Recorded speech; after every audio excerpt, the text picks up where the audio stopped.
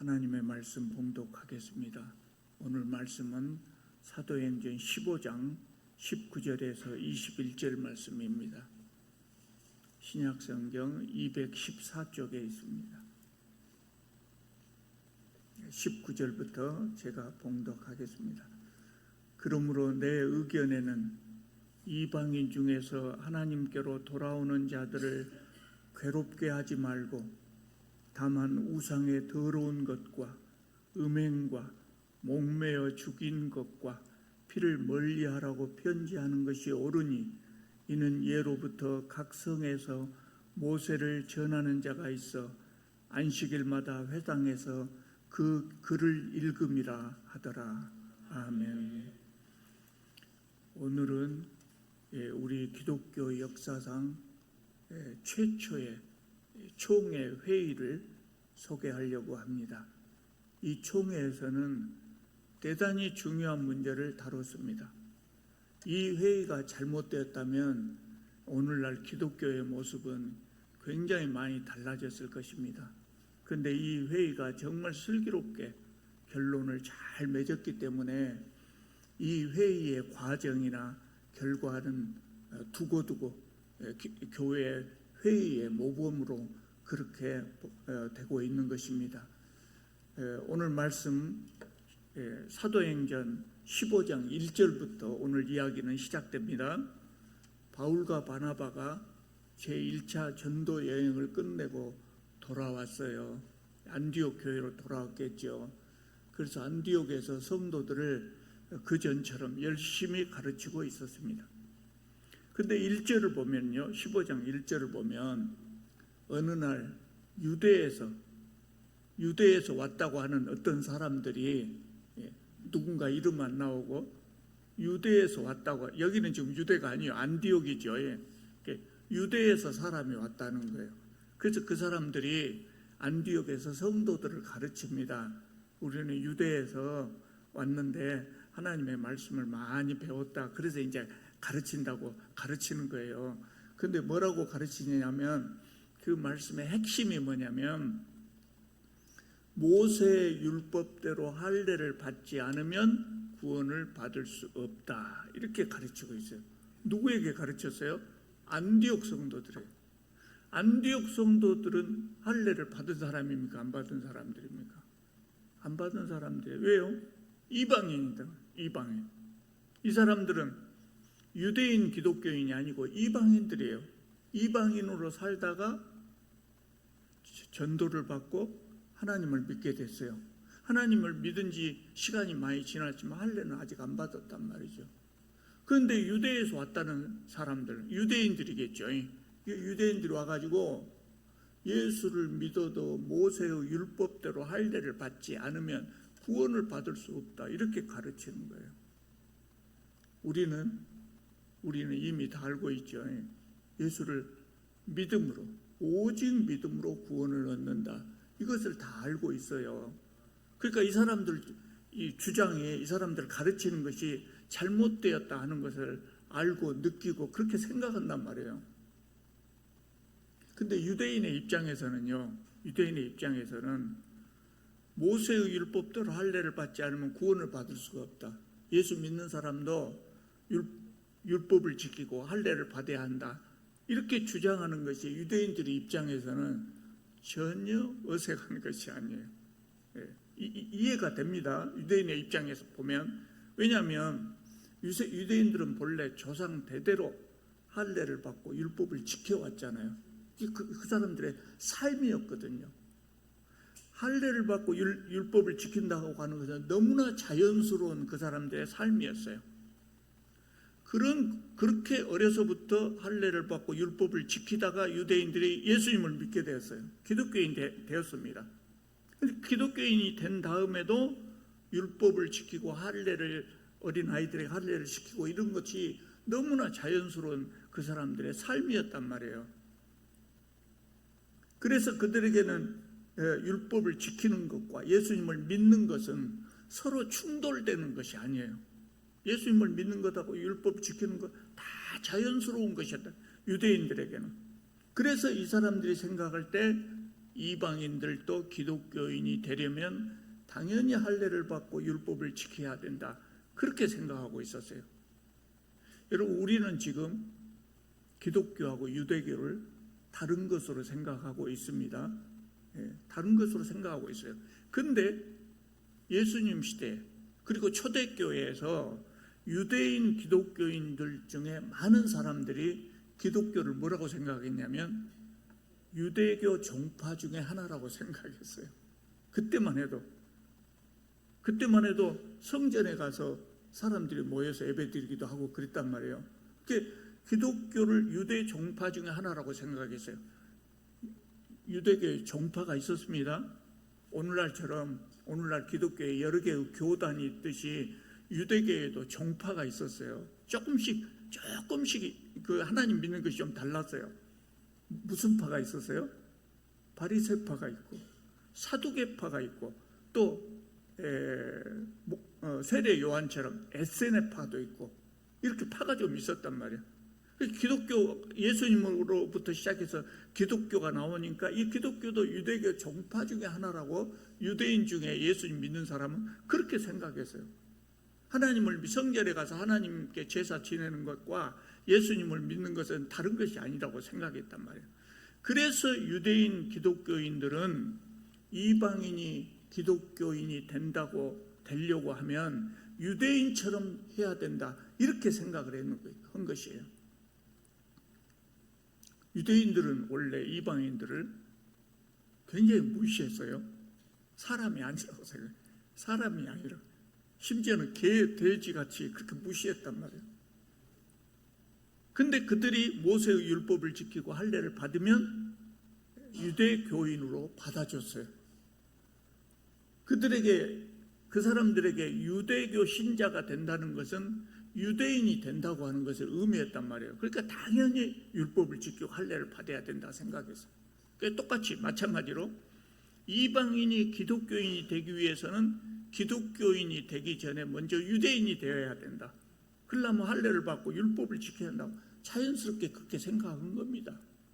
누가 그렇게 가르쳐 준 것도 아니고 교회에서 그렇게 정한 것도 아닌데 자연스럽게 이렇게 생각한 것이에요. 여러분, 초대 기독교인들은 전부 유대인이었습니다.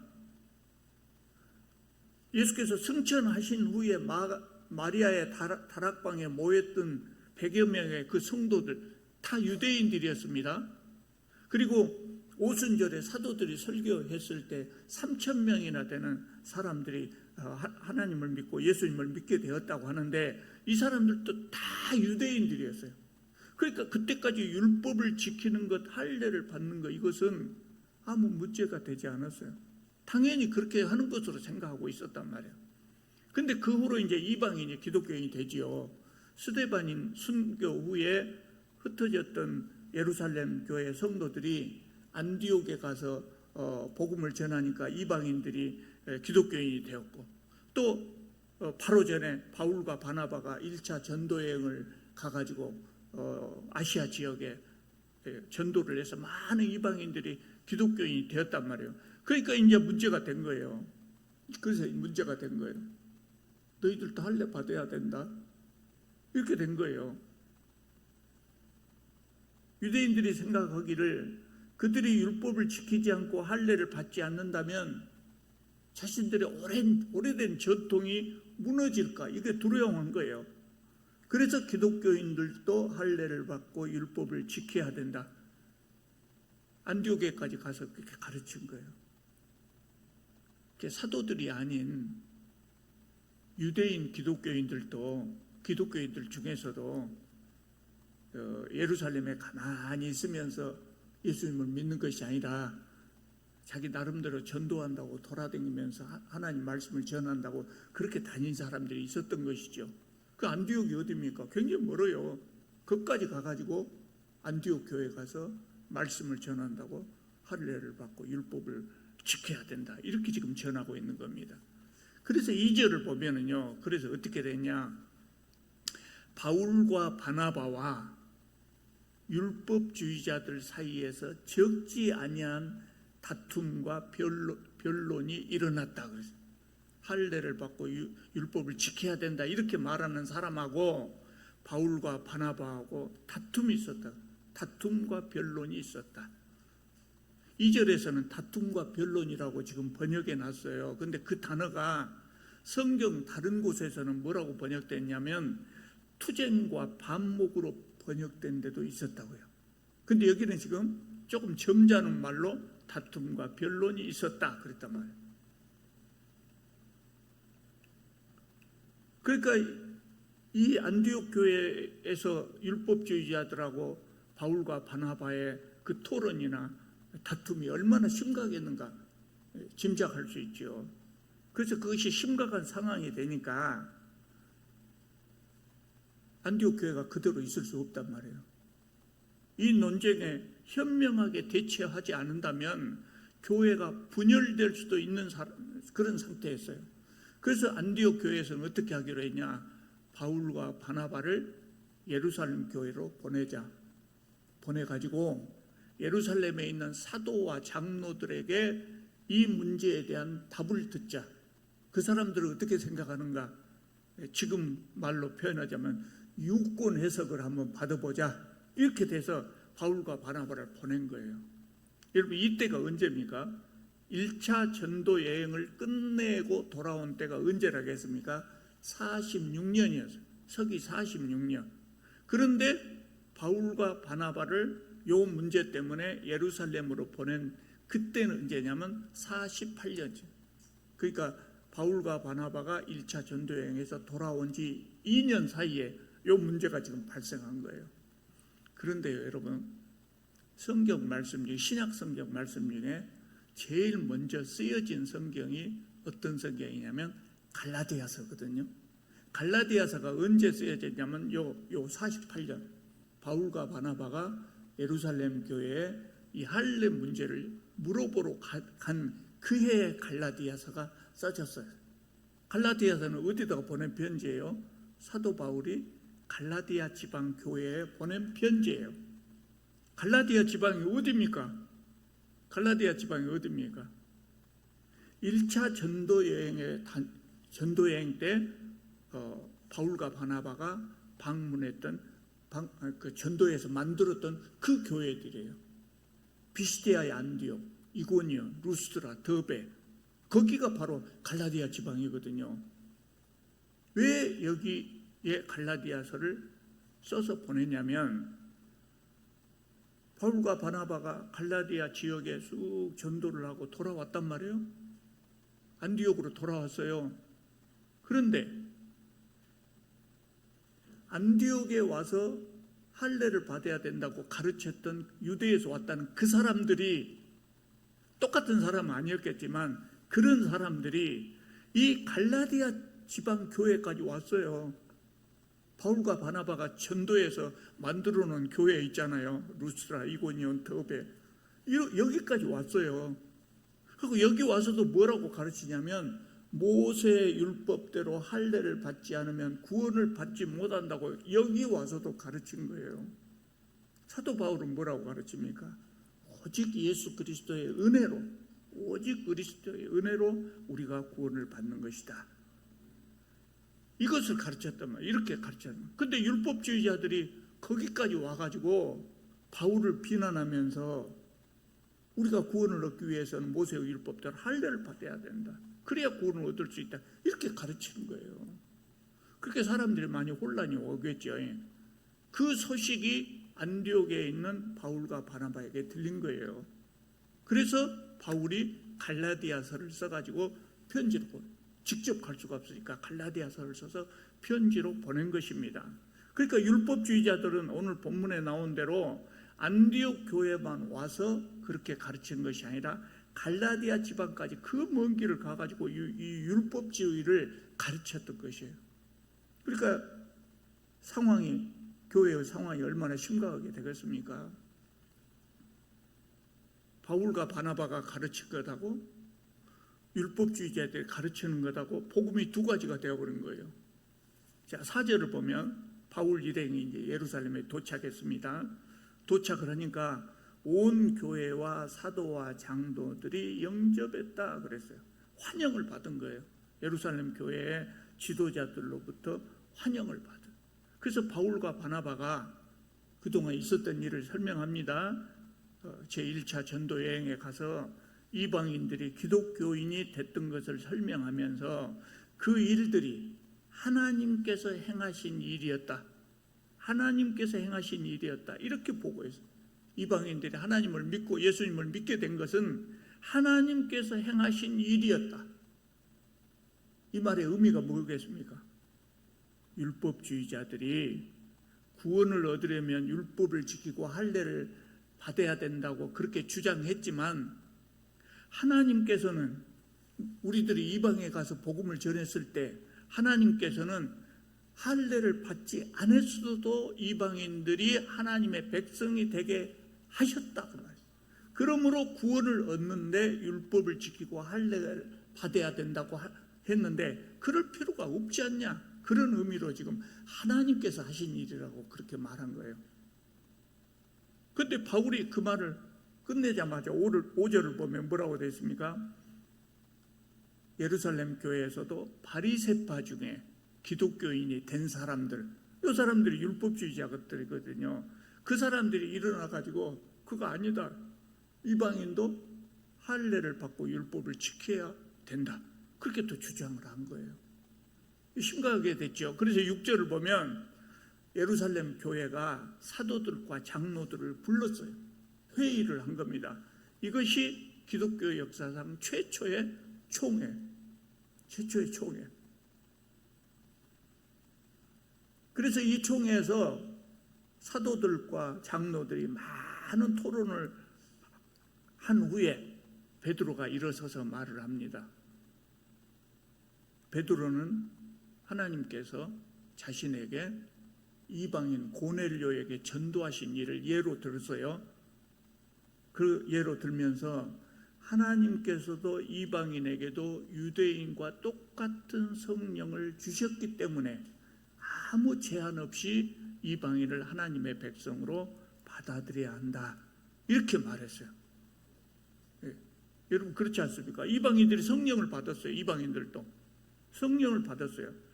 이방인이 성령을 받았다는 것은 하나님께서 성령을 그들에게 보내주셨다고 하는 것은 하나님께서 그 사람들을 하나님의 백성으로 인정하고 받아주셨다는 거예요.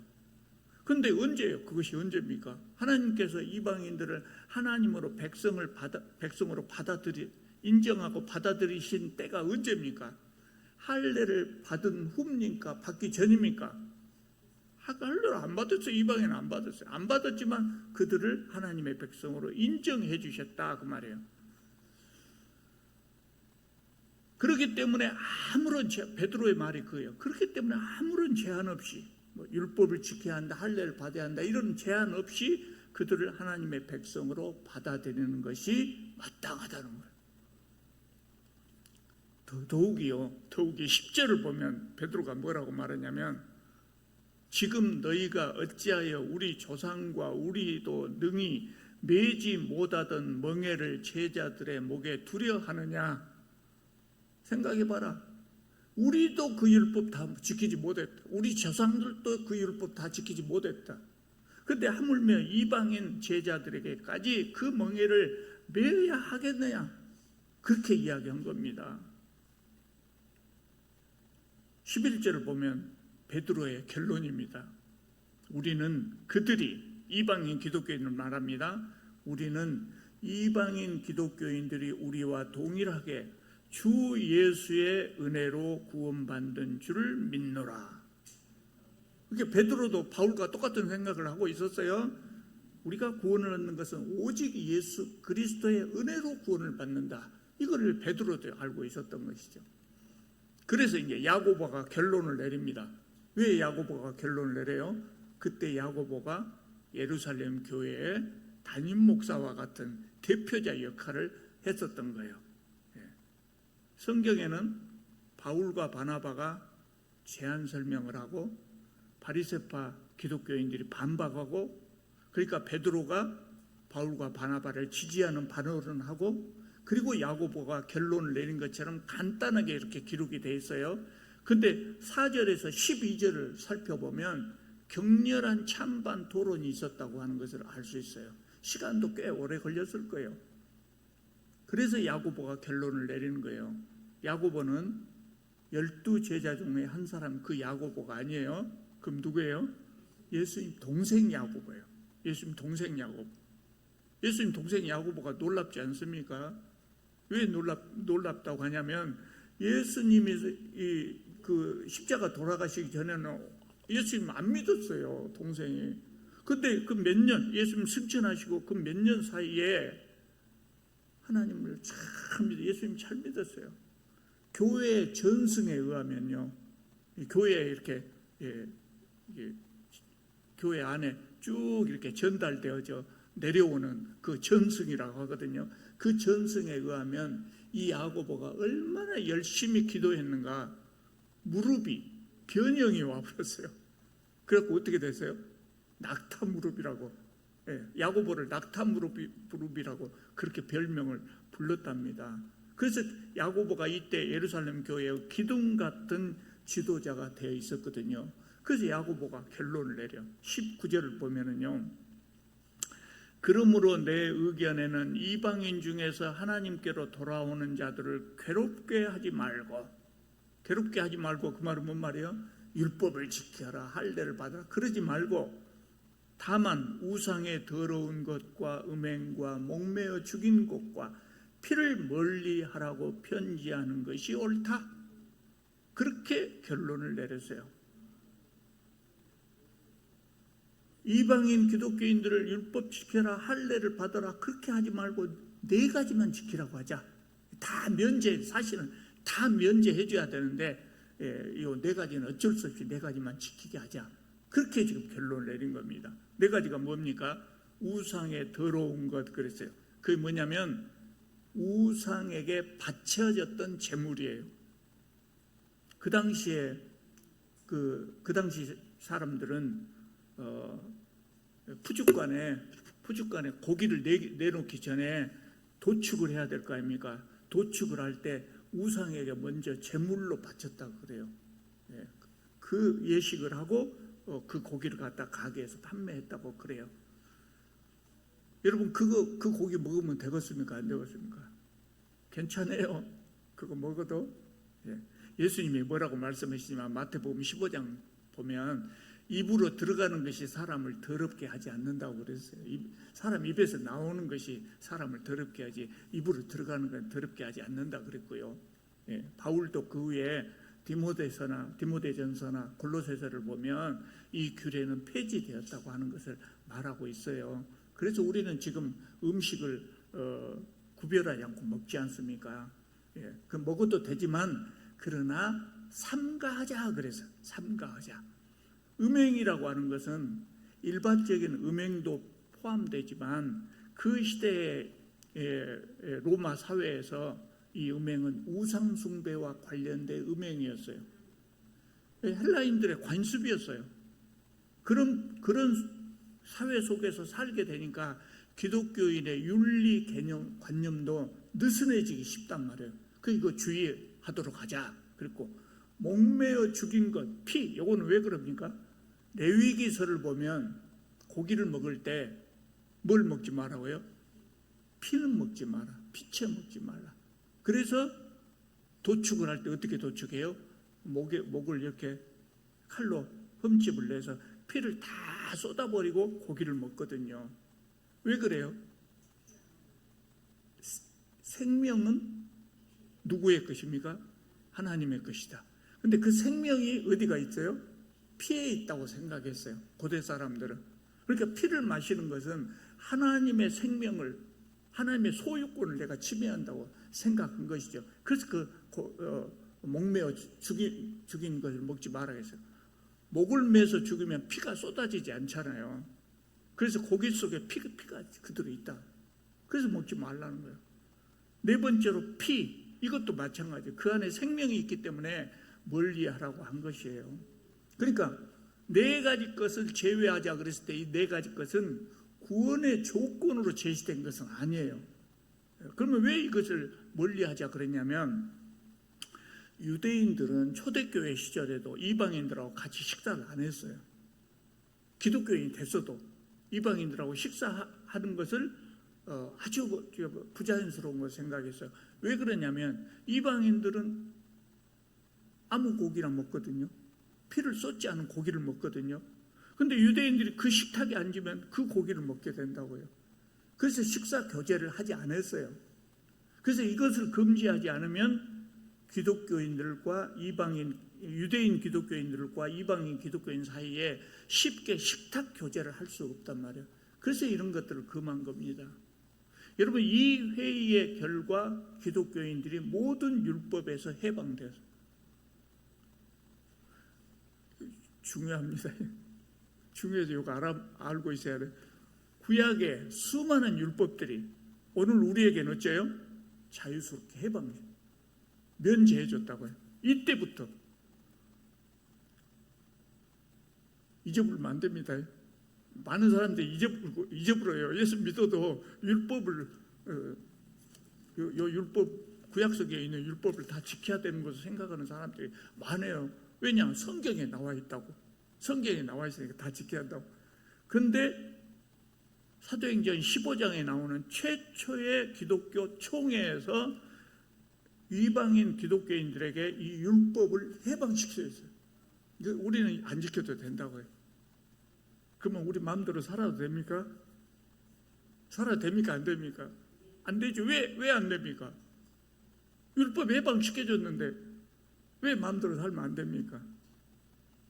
예수님은 우리에게 율법보다도 더 강한 윤리적 도덕적인 순종을 요구하셨어요. 그러니까 우리는 예수님을 본받아 살아야 돼요. 다만 다른 것이 있으면 뭐예요? 구약시대의 율법은 뭐예요? 그것을 지켜야 구원을 얻는다고 생각했단 말이에요. 예. 그러니까 그 안 지켜도 구원을 얻는다. 그러면 이제 우리에게는 뭐예요? 우리는 예수님의 제자가 됐기 때문에 예수님처럼 살아야 된다. 예. 구원하고 관계없이 예수님처럼 살기 위해서 윤리적 도덕적인 순종을 하는 거예요. 야고보가 이제 이렇게 말을 하니까 25절을 보면은요, 어떻게 됐다 그래요? 만장일치로 그렇게 하기로 결론을 내렸다는 거예요. 놀라운 일입니다, 여러분. 왜 놀라운 일입니까? 율법을 지키고 할례를 받는 것은 바리새파 기독교인들에게는 기독교인이 된 다음에도 철칙과 같은 거예요. 범할 수 없는 거였단 말이에요. 그런데 이 사람들이 교회의 결론에 순종했어요. 그렇게 어렵습니다. 만장일치로 결론을 내렸다 그 말이에요.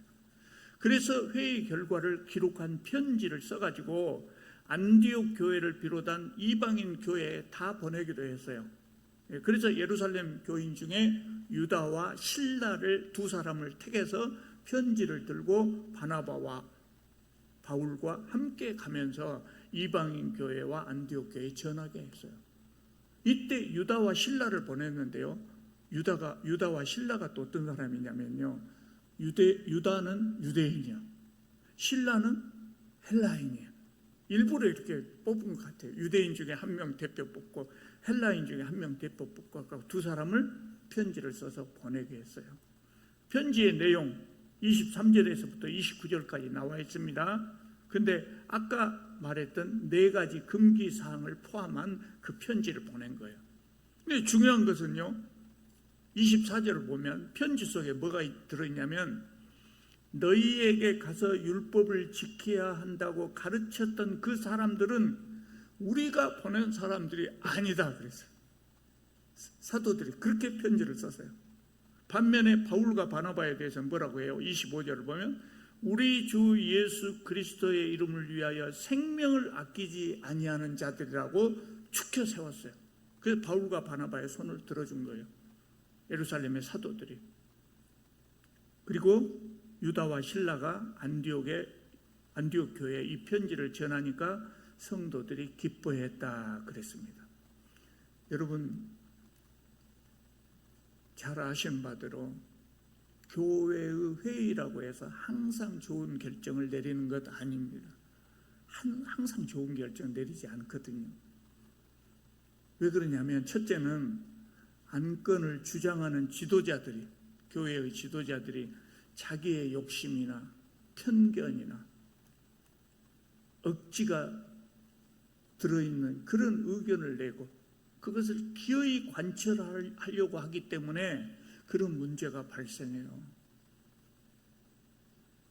노예는 교회보다 낫고 총회는 노예보다 낫고 그래야 될 것 아닙니까? 교회 지도자들이 모였으니까. 그런데 엉터리 결정을 내릴 때도 있어요. 2019년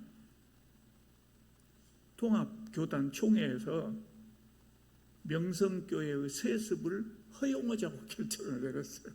그게 말이 돼요? 말도 안 되는 결정을 그렇게 할 때도 있단 말이에요. 교회 지도자들이 잘못해서 회의 결과가 엉터리가 나올 수도 있고, 또 회의에서 좋은 결정을 내려도 교회의 회원들이, 성도들이 그것에 순종하지 않으면 문제가 발생해요. 여러분, 교회의 결정에 순종해야 되겠죠. 근데 제가 목회를 해보니까 그래요. 교회의 결정이, 교회가 결정을 내려도 내 마음에 안 들면 순종 안 하고 싶다. 그게 틀렸다고. 그런 성도들이 꽤 있어요. 지도자가 잘못해서 교회의 결정이 잘못된 경우도 있고, 그 결정이 잘못돼서도 성도들이 따르지 않아서 문제가 되는 경우도 있고 그래요. 그러니까 이 예루살렘 총회가 정말 보기 좋게 만장일치로 결론을 내렸다고 하는 것은 얼마나 다행스러운 일인지 몰라요. 만약에 이 회의가 잘못됐다면 어떻게 됐겠어요? 그 자리에서 두 파로 갈라져 버렸을 거예요. 교단이 두 개로 쪼개져 버렸어요. 유대인 교회, 이방인 교회 딱 양분되고 말았을 거예요. 근데 만장일치로 결론을 딱 내렸다고 해요. 그래서 우리가 이것을 잘 살펴봐야 돼요. 이 회의를 어떻게 했어요? 회의에 참석한 모든 회원들이 서로를 존중해서 서로의 의견을 존중해 줬다고. 하고 싶은 말 다 충분히 말하면서 토론을 하고, 그러니까 교회 지도자들이 성령의 인도하심을 받아서 사심없이 정리를 하고, 그러니까 교회 회원들이 하나님께서 정해주신 지도자의 권위에 순종하고, 그렇게 해서 좋은 결론이 맺어졌던 것입니다. 이 회의가 얼마나 중요한 회의인지 몰라요. 그래서 오늘 우리가 율법의 멍에에서 벗어난 거예요. 그리고 오직 예수 그리스도의 은혜로 구원을 얻게 된 겁니다. 그리고 이 교회 예루살렘 총회 회의가 그 후로도 오늘날까지 계속되어지는 교회 회의의 모범이 된 겁니다. 이렇게 모든 회의를 해야 되겠죠.